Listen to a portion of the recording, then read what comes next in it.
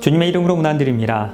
1941년도 12월 7일에 일본이 진주만을 공격하면서 미국은 제2차 세계대전에 참전하게 됩니다. 태평양 지역에서 여러 치열한 전투를 겪으면서 그 일본은 미국에 승리하지 못할 것이라는 것을 깨닫게 됩니다. 그러나 그럼에도 불구하고 일본군은 끝까지 항복하지 않고 항전합니다. 이로 인해서 전쟁은 계속되었고 더 많은 생명들이 희생되었습니다.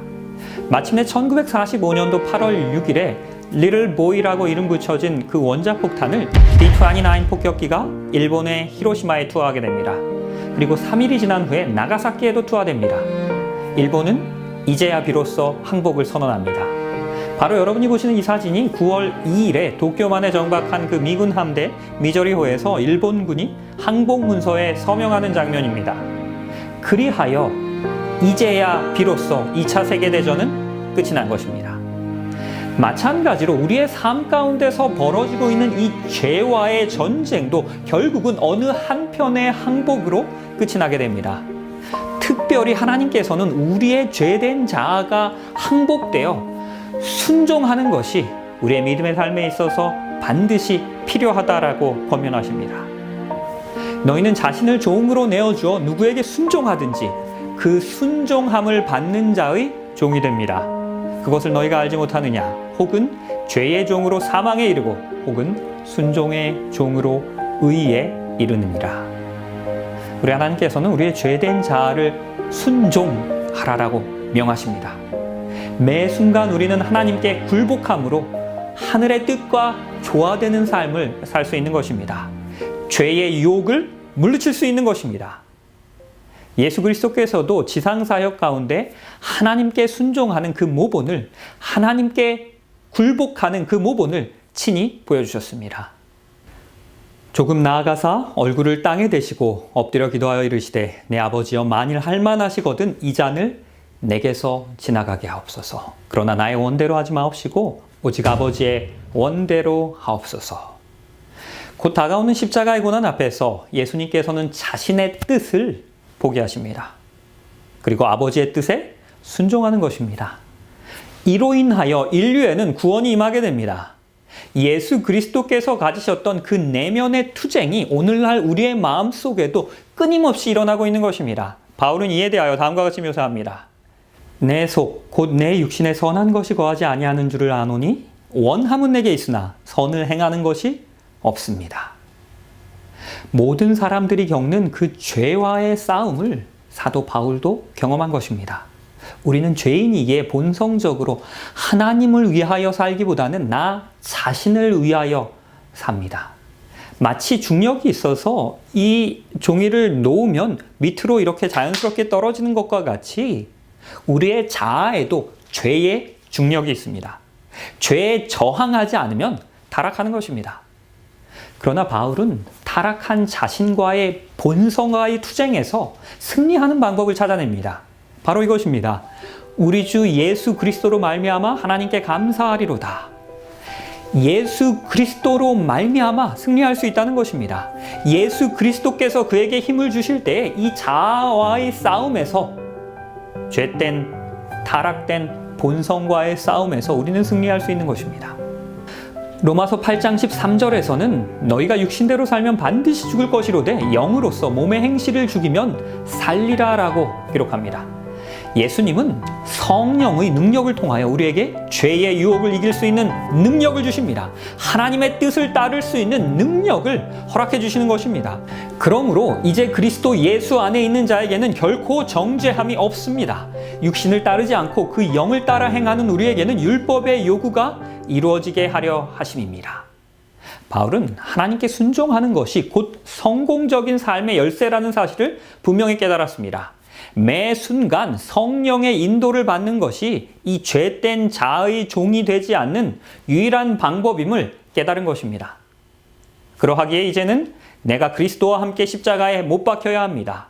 그런즉 이제는 내가 사는 것이 아닙니다. 오직 내 안에 예수 그리스도께서 사시는 것입니다.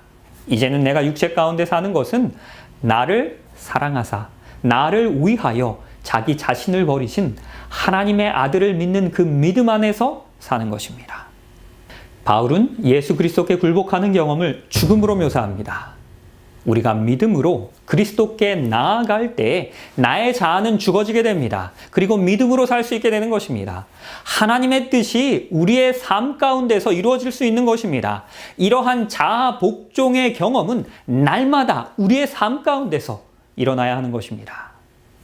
형제들아, 내가 그리스도 예수 우리 주 안에 가진 바 너희에게 대한 나의 자랑을 두고 단언하노니 나는 날마다 죽노라. 얼마나 자주 죽습니까? 날마다 죽는 것입니다. 예수님께 순종하는 삶은 한 번에 이루어지는 경험이 아닙니다. 날마다 나의 죄된 자아가 죽어져야 하는 것입니다. 예수 그리스도를 날마다 개인의 구주로 영접하는 경험이 우리의 삶 가운데서 일어나야 하는 것입니다. 하나님과의 단 한 번의 영적인 경험이 아닌 지속적인 날마다의 관계를 통하여 우리는 영원한 삶의 모습으로 변화함을 받게 될 것입니다. 땅이 스스로 열매를 맺되 처음에는 싹이요, 다음에는 이삭이요, 그 다음에는 이삭의 충실한 곡식입니다. 싹이 이삭으로, 그 이삭이 곡식으로 익어가듯이 그리스도 안에서 우리는 계속해서 성장해야 합니다. 바로 이것이 우리의 삶의 과업인 것입니다. 우리가 하나님께 믿음으로 나아갈 때 은혜로 말미암아 우리는 의롭게 됩니다. 칭의함을 받는 것입니다. 그리고 그 은혜는 우리로 하여금 하나님께 더 순종하게 하는 것입니다. 그 날마다의 순종으로 말미암아 우리는 하나님과의 관계가 더욱더 깊어지게 될 것입니다. 그리고 은혜 안에 자라나게 될 것입니다. 더욱더 하나님을 닮아가는 것입니다. 그러나 많은 순간 우리의 죄된 본성으로 인하여 하나님께 순종하는 것에 실패하기도 합니다. 나의 자녀들아, 내가 이것을 너희에게 쓰면 너희로 죄를 범하지 않게 하려 함이라. 그러나 만일 누가 죄를 범하여도 하나님 앞에 우리에게 대언자가 있습니다. 누구입니까? 곧 의로우신 예수 그리스도이십니다. 우리가 때로는 실패합니다. 그리고 때로는 죄를 짓습니다. 그러나 회개할 때 우리에게는 옹호자가 있다는 것입니다. 변호사이신 예수 그리스도께서 우리를 대변하십니다. 이것은 우리가 뻔뻔하게 계속해서 죄를 지어도 된다는 의미가 아닙니다. 예수님을 믿는 믿음과 은혜는 우리로 하여금 그 죄를 더 미워하게 할 것입니다. 그리고 계속하여 우리를 순종하도록 이끌 것입니다. 자녀들이 걷는 것을 배울 때 그 부모들은 자녀를 주의 깊이 살핍니다. 그리고 돕습니다. 마찬가지로 하나님께서도 우리가 그분의 은혜 안에서 하나님의 자녀로 성장할 때 우리를 지켜보십니다. 그리고 우리를 도우십니다. 하지만 이것이 우리의 죄의 심각성을 축소해도 된다는 것은 아닙니다. 죄의 삭은 분명히 사망입니다. 우리가 실수할 때 하나님은 우리를 버리지 않으십니다. 우리를 끝까지 지켜보시고 우리와 함께 하십니다. 우리를 도우십니다. 그리고 이렇게 약속하십니다. 너희 안에 행하시는 이는 하나님이십니다. 그러하기에 자기의 깊으신 뜻을 위하여 우리에게 그 소원 두시고 행하게 하십니다. 우리가 하나님께 굴복할 때 하나님께서는 우리 안에 거하십니다. 하나님께서는 우리에게 하나님의 뜻을 따르게 하는 그 자발적인 마음과 능력을 주시는 것입니다. 성경은 우리가 본질상 진노의 자녀였다라고 이야기합니다. 하지만 하나님의 계획은 우리의 그 본성을, 죄된 본성을 바꾸시는 것입니다. 즉 아담과 하와가 에덴 동산에서 범죄함으로 말미암아 잃어버렸던 그 하나님의 형상으로 재창조하는 것입니다. 허물로 인하여 죽은 우리를 그리스도와 함께 살리기 원하시는 것입니다. 그는 진리의 영이라 세상은 능히 그를 받지 못하나니 이는 그를 보지도 못하고 알지도 못합니다. 그러나 너희는 그를 아나니 그는 너희와 함께 거하시며 또 너희 속에 계시겠습니다. 하나님께서는 성령으로 우리 안에 거하십니다. 그리고 그 성령이 우리로 하여금 순종의 생애를 살 수 있는 능력을, 죄를 이길 수 있는 능력을 허락하시는 것입니다. 그러면 어떻게 우리가 성령의 선물을 받을 수 있는 것입니까? 너희가 악할지라도 좋은 것을 자식에게 줄 줄 알거늘 하물며 너희 하늘아버지께서 구하는 자에게 성령을 주시지 않겠느냐. 마태복음 7장에서도 이렇게 이야기합니다. 구하라 그리하면 너희에게 주실 것이다 라고 약속하시는 것입니다. 하나님께서는 성령을 구하는 자녀들에게 기꺼이 그 성령 선물로 주기 원하십니다. 하나님은 우리가 영적으로 승리하기 원하십니다. 성장하기 원하십니다. 성령을 통하여 돕기 원하십니다. 인도하기 원하십니다. 우리와 함께하기 원하시는 것입니다. 너희 안에 착한 일을 시작하시니가 그리스도 예수의 날까지 이루실 줄을 우리는 확신하노라. 하나님은 우리의 삶 속에서 그분께서 시작하신 일을 이루시겠다라고 약속하셨습니다. 우리는 매일의 영적인 투쟁 가운데 나의 힘이 아닌 하나님께서 우리에게 주시는 그 성령의 능력으로 싸워야 합니다. 그러할 때 우리는 결국 그의 얼굴을 볼 것입니다. 그의 이름도 우리의 이마 가운데 있을 것입니다. 구원의 계획은 단순히 죄인들에게 영원한 생명을 선물로 주시는 것 그 이상입니다. 그것은 인류가 이 죄의 영향력 아래서 완전히 회복되는 것을 포함하는 것입니다. 궁극적으로 하나님께서는 구원받은 죄인들의 마음속에 그 아담과 하와가 잃어버렸던 그분의 형상을, 우리 하나님의 형상을 회복시키실 것입니다. 하나님께서는 우리 안에서 이 일을 이루기 원하십니다. 기독교는 단순히 특정한 진리를 믿고 배우고 받아들이는 것만이 아닙니다. 하나님의 뜻에 완전히 굴복하는 신앙인 것입니다. 성령 하나님께서 우리가 가야 할 그 바른 길 알려주실 것입니다. 안내해 주실 것입니다. 그리고 우리로 하여금 기꺼이 즐거운 마음으로 하나님께 순종하게 하실 것입니다. 너희는 이 세대를 본받지 말고 오직 마음을 새롭게 함으로 변화를 받아야 합니다. 변화, 그것은 하나님께서 하시는 일입니다.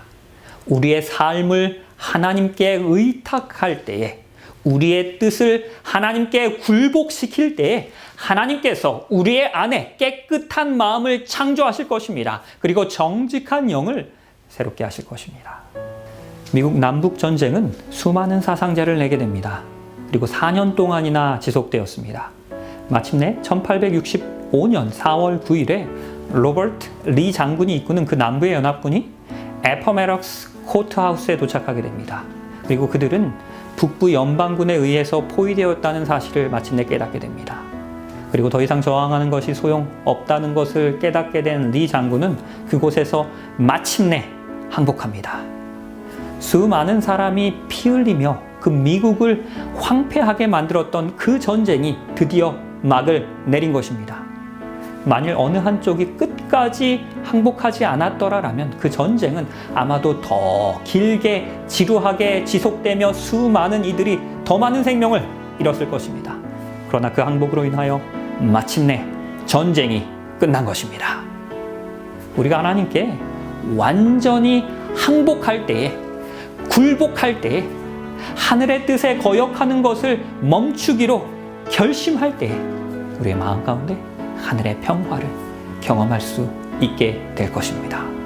오늘 이 시간 나의 죄된 자아의 뜻이 아닌 우리 하나님의 뜻이 나의 삶 가운데서 온전히 이루어질 수 있도록 다시 한번 하나님께 나의 삶을 온전히 굴복하겠노라라고 결심하시는 이 시간이 되시길 바라면서 말씀을 마치겠습니다.